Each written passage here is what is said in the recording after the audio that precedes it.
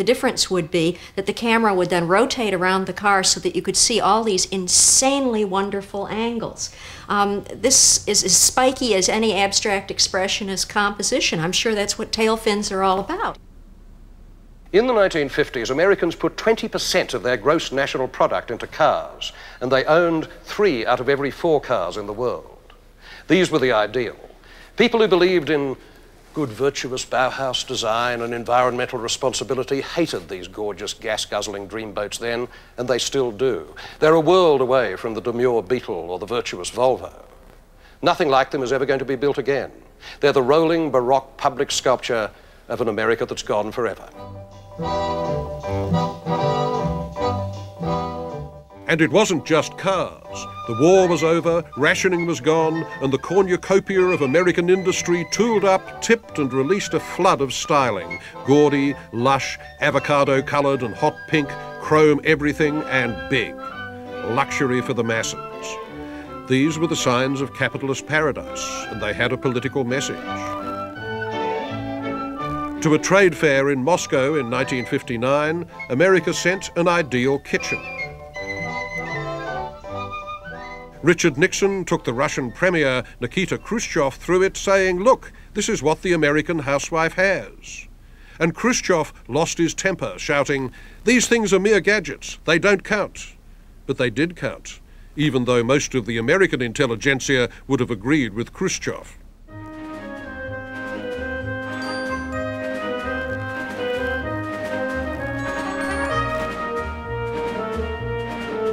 The Cold War had been running at full heat for 10 years by then.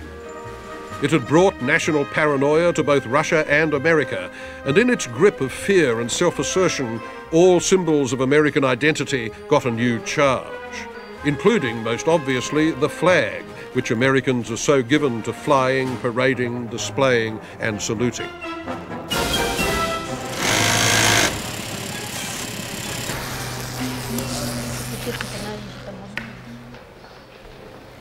No other nation treats its flag the way that Americans treat the Stars and Stripes. On the one hand, it's a peculiarly sacred object. You must handle it with care, you must salute it, you must never allow it to touch the ground. To burn or deface it is a supercharged political act, and right-wingers are always wanting a constitutional amendment to punish such indignities.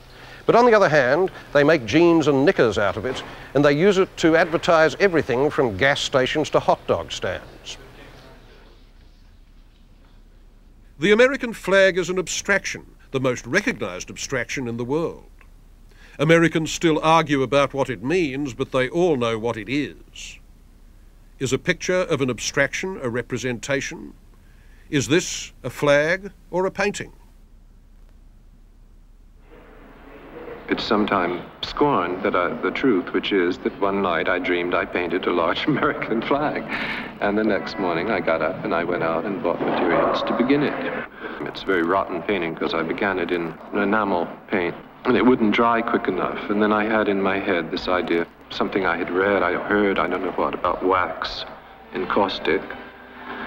And I changed in the middle of the painting to that because the encaustic just has to cool and then it's hard and you don't blur it again.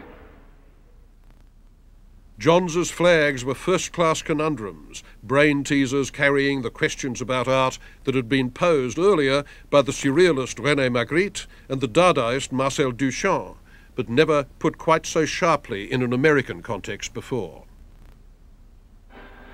My Aunt Gladys once wrote me a letter saying she was so proud of me because she had worked so hard to instill some respect for the American flag in her students.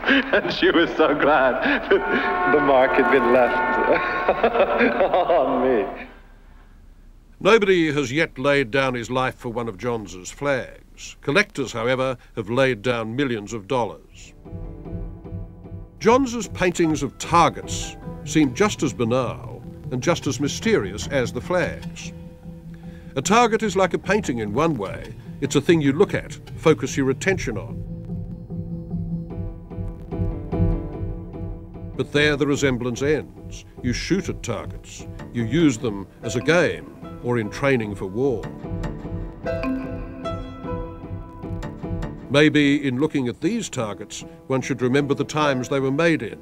the era of the Cold War, with America's fear of atomic apocalypse and its suspicion of the enemy within, the commie spy, the homosexual. Are you a member of the Communist Party? Or have you ever been a member of the Communist Party?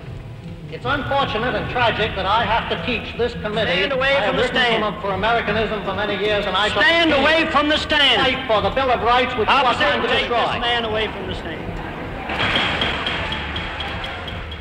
You may be in your schoolyard playing when the signal comes. That signal means to stop whatever you are doing and get to the nearest safe place fast. Always remember, the flash of an atomic bomb can come at any time.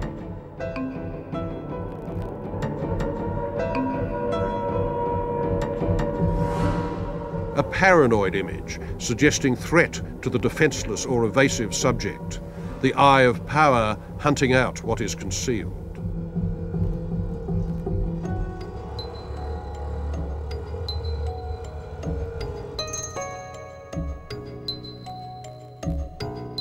But some artists lived entirely in a world of reverie, untouched by public images. Poet of the city, heir to surrealism and master of scale, Joseph-Cornell. He lived a reclusive life in a frame house on Utopia Parkway in Queens, and he went scavenging for relics of the past in New York junk shops and flea markets. In his fixation on a dream Europe that he could never actually bring himself to visit, Cornell was deeply American. He sorted his finds into their eccentric categories and stored them with his mementos, like love letters to movie stars that he'd never met.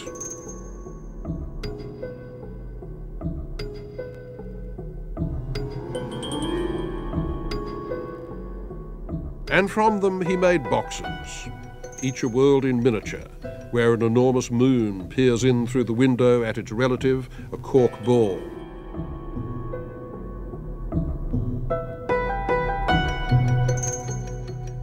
A world of very fragile things, like glasses and old clay pipes.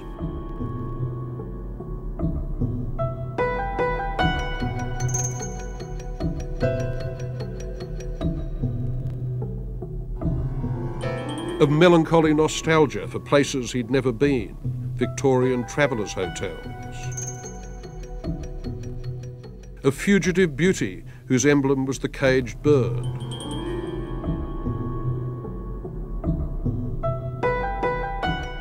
And all contained in the strict, tiny architecture that excludes sentimentality.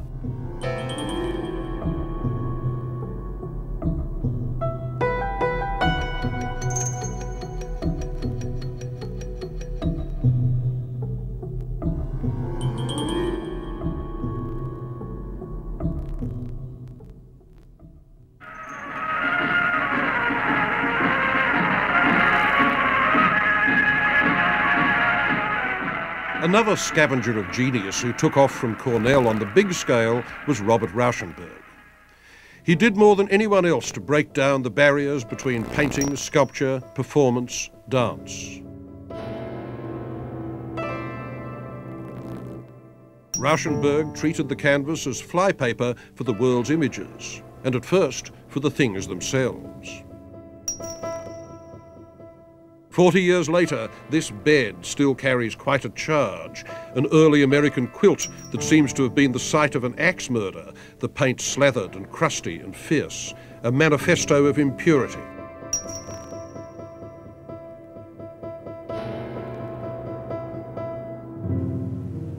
He's an inconsistent artist, restless even, but with spurts of dazzling invention. Well, part of the message. Neatly. Neatly. I can't tell when I spill something. Whoa.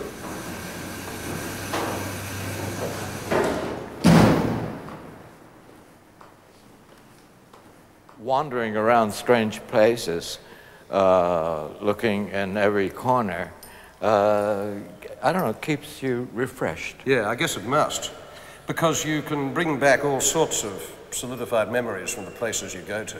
And then they surprise you when they come out of the... Well, it's all very different. Once it gets to be a photograph, and then it gets blown up, and then it's a silk screen, and then color follows, and then there's a juxtaposition of imagery that is hopefully non-logical. When you called that early piece rebus, which means a kind of puzzle, I think, right, were you really stressing the idea of a work of art being a puzzle whose solution the viewer has to work towards? I just collected a bunch of old posters or signs and tried to make them as diverse as possible. And the colors supposedly was the key about how they were to be read, but the whole thing was fantasy, so. So you do establish these kinds of... You do. Those are your experiences. I do. No, you're drawing the pictures, Doctor. Yes, but you're the one who has all the references because of your experience. And so you're happy to let people make them up as they go along? I insist on it.